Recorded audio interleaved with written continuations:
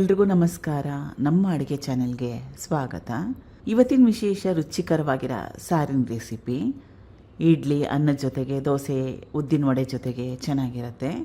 ಮುಖ್ಯವಾಗಿ ಇದನ್ನು ಮಾಡಲಿಕ್ಕೆ ತೊಗರಿ ಬೇಳೆ ಆಗಲಿ, ಕಾಯಿ ಮಸಾಲ ಆಗಲಿ ರುಬ್ಬಾಗ್ತಾ ಇಲ್ಲ. ತುಂಬಾ ರುಚಿಯಾಗಿತ್ತು. ತಿಂದ ಮೇಲೆ ವಾಯ್ಸ್ ಓವರ್ನ ಕೊಟ್ಟಿರೋದು. ಮೊದಲನೇ ಸ್ಟೆಪ್ಪಲ್ಲಿ ಬಾಣಲೆ ಇಟ್ಕೊಂಡಿದ್ದೀನಿ. 1-2 ಚಮಚದಷ್ಟು ಎಣ್ಣೆ, ಕಟ್ ಮಾಡಿ ಇಟ್ಕೊಂಡಿರೋ ಈರುಳ್ಳಿ, 2 ಮೀಡಿಯಮ್ ಸೈಜ್ ಈರುಳ್ಳಿನ ಉಪಯೋಗ ಮಾಡ್ತಾ ಇದ್ದೀನಿ. ಬೆಳ್ಳುಳ್ಳಿ ಎಸಳು 4-5 ಅಷ್ಟು. ಈಗ ಈರುಳ್ಳಿ ಸ್ವಲ್ಪ ಮಟ್ಟಕ್ಕಷ್ಟು ಕೆಂಪಾಗಬೇಕು, ಹೊಂಬಣ್ಣ ಬರಬೇಕು, ಹಸಿ ವಾಸನೆ ಹೋಗಬೇಕು, ಅಲ್ಲಿವರೆಗೂ ಬೇಯಿಸ್ಕೋಬೇಕು. 2-3 ನಿಮಿಷ ಮೀಡಿಯಮ್ ಫ್ಲೇಮ್ನಲ್ಲಿ ಬೇಯಿಸ್ಕೊಂಡ್ರೆ ಸಾಕಾಗುತ್ತೆ. 2-3 ನಿಮಿಷ ಆದಮೇಲೆ ಈರುಳ್ಳಿ ಹೊಂಬಣ್ಣ ಬಂದಿದೆ, ಹಸಿ ವಾಸನೆ ಕೂಡ ಹೋಗಿದೆ. ಕಟ್ ಮಾಡಿ ಇಟ್ಕೊಂಡಿರೋ 1 ದೊಡ್ಡ ಟೊಮ್ಯಾಟೊ, ಚೆನ್ನಾಗಿ ಹಣ್ಣಾಗಿರೋದು. ಇದು ಕಟ್ ಮಾಡಿ ಇಟ್ಕೊಂಡಿರೋ ಸೋರೆಕಾಯಿ. ಸುಮಾರು 1/4 kg ಸೋರೆಕಾಯಿನ ಉಪಯೋಗ ಮಾಡ್ತಾಯಿದ್ದೀನಿ. ಎಳೆ ಸೋರೆಕಾಯಿ ಇತ್ತು, ಅದಕ್ಕೋಸ್ಕರವಾಗಿ ಸಿಪ್ಪೆ ಆಗಲಿ ಬೀಜನಾಗಲಿ ತೆಗೆದಿಲ್ಲ. ಸೋರೆಕಾಯಿಗೆ ಬದಲಾಗಿ ಸಿಹಿ ಕುಂಬಳಕಾಯಿನ ಉಪಯೋಗ ಮಾಡ್ಬೋದು. ನಿಮ್ಗೆ ಯಾವ ತರಕಾರಿ ಇಷ್ಟ ಆ ತರಕಾರಿಗಳನ್ನೆಲ್ಲ ಉಪಯೋಗ ಮಾಡ್ಬೋದು. ಹುಣಸೆ ಹಣ್ಣು ಸಣ್ಣ ಲಿಂಬೆಹಣ್ಣು ಗಾತ್ರದಷ್ಟು ಕಲಿಸ್ಕೋಬೇಕು. ನೀರನ್ನ ಸೇರಿಸ್ಕೊಳ್ತಾ ಇದ್ದೀನಿ, ಸುಮಾರು 1 ಲೀಟ್ರಷ್ಟು ನೀರು.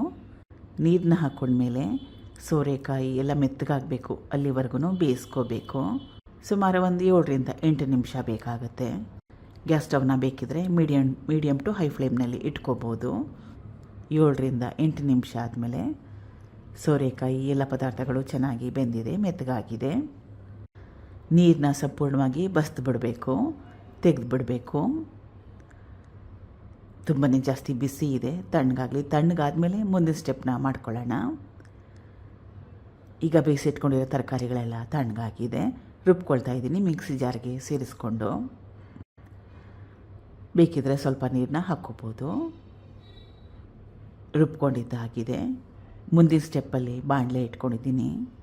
1-2 ಚಮಚದಷ್ಟು ಎಣ್ಣೆ, ಸಾಸಿವೆ ಸಣ್ಣ ಚಮಚದಲ್ಲಿ 1 ಚಮಚದಷ್ಟು, ಸಣ್ಣದಾಗಿ ಕಟ್ ಮಾಡಿ ಇಟ್ಕೊಂಡಿರೋ 1 ಮೀಡಿಯಮ್ ಸೈಜ್ ಈರುಳ್ಳಿ, ಕರಿಬೇವಿನ ಎಲೆಗಳು, ಒಣಮೆಣಸಿನ್ಕಾಯಿ.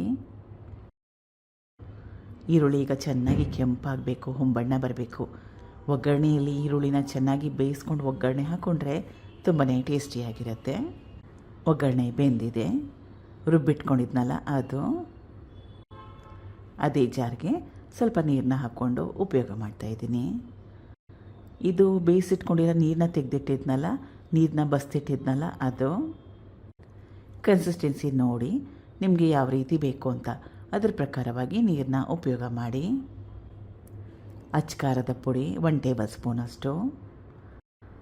ಇದು ರೆಡಿಮೇಡ್ ಸಾಂಬಾರು ಪುಡಿ 1 ಟೇಬಲ್ ಸ್ಪೂನಷ್ಟು. ಮನೇಲಿ ಮಾಡಿರೋದಿದ್ದರೆ ಅದು ಕೂಡ ಹಾಕ್ಕೋಬೋದು. ರುಚಿಗೆ ತಕ್ಕಷ್ಟು ಉಪ್ಪು, 1 ಟೇಬಲ್ ಸ್ಪೂನಷ್ಟು ಬೆಲ್ಲ.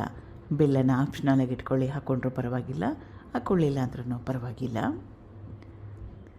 ಚೆನ್ನಾಗಿ ಕುದಿಸ್ಕೋಬೇಕು. ಈಗ ರುಚಿಯಾಗಿರೋ ಸಾಂಬಾರು ರೆಡಿಯಾಗಿದೆ, ಚೆನ್ನಾಗಿ ಕುದೀತಾ ಇದೆ. ಬಿಸಿ ಇಡ್ಲಿ ಜೊತೆಗೆ ಸರ್ವ್ ಮಾಡ್ತಾಯಿದ್ದೀನಿ. ಅನ್ನ, ದೋಸೆ, ಉದ್ದಿನ ವಡೆ ಜೊತೆ ಕೂಡ ಚೆನ್ನಾಗಿರುತ್ತೆ. ಟ್ರೈ ಮಾಡಿ ನೋಡಿ ಒಂದು ಸಲ. Thank you for watching. ಧನ್ಯವಾದ.